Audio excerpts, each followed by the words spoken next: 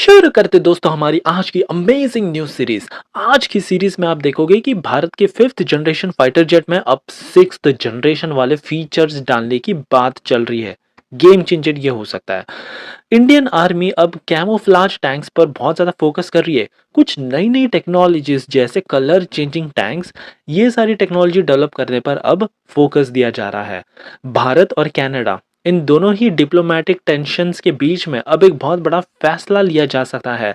Striker, जो कि basically US army के लिए बनाए गए थे, लेकिन इसको कनाडा में बनाया जाता है, तो अब कनाडा को बड़ा झटका भारत देगा। इसको कैंसिल करने का प्लान किया जा रहा है। भारत और रशिया के बीच में FGFA, जो 5th generation fighter jet aircraft programme था ना, इसको कैंसिल फाइनली कर दिया गया है और एक काफी बड़ा झटका रशिया को मिल चुका है। लेकिन रशिया को एक बहुत बड़ी खुशखबरी भी भारत देना चाहता है न्यूक्लियर स्मॉल रिएक्टर मॉड्यूलर्स के मामले में। और फाइनली जानेंगे कि कैसे भारत की अंडरग्राउंड मेट्रो ने तो एक रिकॉर्ड तैयार कर दिया है 7 दिन के राइडरशिप में ही। सो काफी इंटरेस्टिंग आज की वीडियो होने वाली है, इसलिए प्लीज आप एंड तक देखिएगा। और साथ ही में अगर आप चैनल पर नए हैं तो प्लीज हमको सब्सक्राइब करना मत भूलिएगा, क्योंकि आपका एक सब्सक्राइब हमको मोटिवेट करता है आप तक ऐसी ही अमेजिंग सीरीज हर रोज लाने के लिए। सो बढ़ते हमारी पहली सीरीज की तरफ से, जो आ रही है एम का फाइटर जेट की तरफ से। रिसेंटली इंडियन एयरफोर्स के चीफ कहते हैं कि जो 5th जनरेशन एयरक्राफ्ट हम बना रहे हैं ना, इसको 5th जनरेशन तक ही नहीं, हमको 6th जनरेशन की टेक्नोलॉजी डालनी पड़ेगी। इन्होंने काफी सारी टेक्नोलॉजीज गिना भी दी। पहले उन्होंने कहा AI and electronic pilot system होना चाहिए, जो कि हमको रियल टाइम डिसीजन लेने में हेल्प करेगा, बैटल फील्ड को मॉनिटर करेगा। एरोनॉटिकल डेवलपमेंट एजेंसी ऑलरेडी इस पर काम भी कर रही है। Electronic pilot basically future fighter jets का एक भविष्य होगा और इसमें इम्प्रूव्ड कॉम्बैट इफेक्टिवनेस जैसे सिस्टम डाले जाएंगे। दूसरा सबसे इंपॉर्टेंट फीचर इन्होंने कहा एक सिंथेटिक विजन सिस्टम।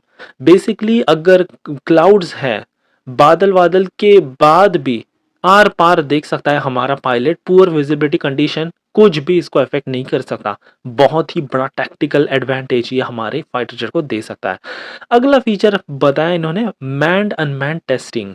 अगर फ्लेक्सिबिलिटी हो इसमें, तो हाई थ्रेट वाले एनवायरनमेंट में ये 5th जनरेशन फाइटर जेट खुद अपने आप ही कटिंग एज टेक्नोलॉजी और सॉफ्टवेयर की मदद से खुद मैन्यूवर करने में सक्षम होगा और दुश्मनों के अटैक को नाकाम बना सकता है। ऐसी कैपेबिलिटी डेवलप करने पर विचार किया जा रहा है। एक और टेक्नोलॉजी बहुत ही इंटरेस्टिंग उन्होंने बताया, जो कि है डेटा फ्यूजन और नेटवर्क सेंटरिंग वॉरफेयर। बेसिकली हमारे सैटेलाइट और बाकी के एयरक्राफ्ट से ये सीधा बातचीत करेगा, इंटरेक्ट करेगा और पूरा एक बैटलफील्ड का डेटा फ्यूजन कलेक्ट कर लेगा। कहाँ पे कौन सा दुश्मन छुपा है, ये सारे बाकी के हमारे फिर दोस्त फाइटर जेट को भी बताता रहेगा। सो ये बहुत ज्यादा गेम चेंजर टेक्नोलॉजी होगी। हमारी अगली खबर इंडियन आर्मी की तरफ से आ रही है। इन्होंने अब कैटेगरी A और B व्हीकल्स को पूरी तरह से कैमोफ्लेज टेक्नोलॉजी से लैस करने का बड़ा डिसीजन लिया है। मैं आपको बता दूं कि सबसे पहले कैटेगरी A और B में क्या क्या व्हीकल्स आते हैं। सबसे पहले A की बात करें तो यहाँ पर आते हैं हमारे टैंक्स, इन्फेंट्री फाइटिंग व्हीकल्स। तो वहीं बी में आते हैं हमारे ट्रांसपोर्ट वाले व्हीकल्स, जैसे कि ट्रक्स हो गया और हमारी आर्मी को ले जाने वाले वैन्स। ऐसे तमाम सारे व्हीकल्स को पूरी तरह से कैमोफ्लेज, गायब कर देने वाली टेक्नोलॉजी से लैस किया जा रहा है। अभी भारत के पास है, लेकिन वो स्टैटिक है, लेकिन ये ज्यादा इफेक्टिव नहीं है। सो अब डायनामिक टेक्नोलॉजी बनाने पर फोकस किया जा रहा है। ऐसे व्हीकल्स जो ऑटोमेटिकली आसपास के वातावरण को देखकर अपना रंग बदल ले और पूरी तरह से गायब हो जाए, कैमिलियन की तरह।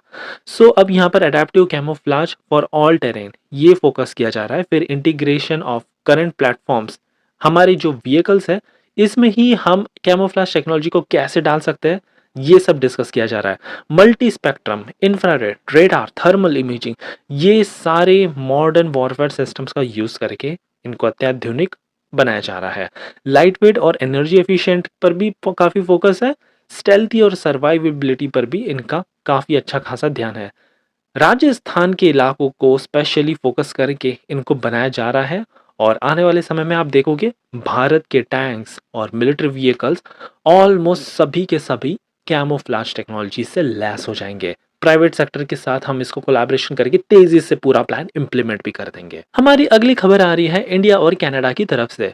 दोनों ही कंट्रीज के बीच में बढ़ते टेंशन के बाद अब एक बड़ा डिसीजन इंडियन आर्मी लेने जा रही है।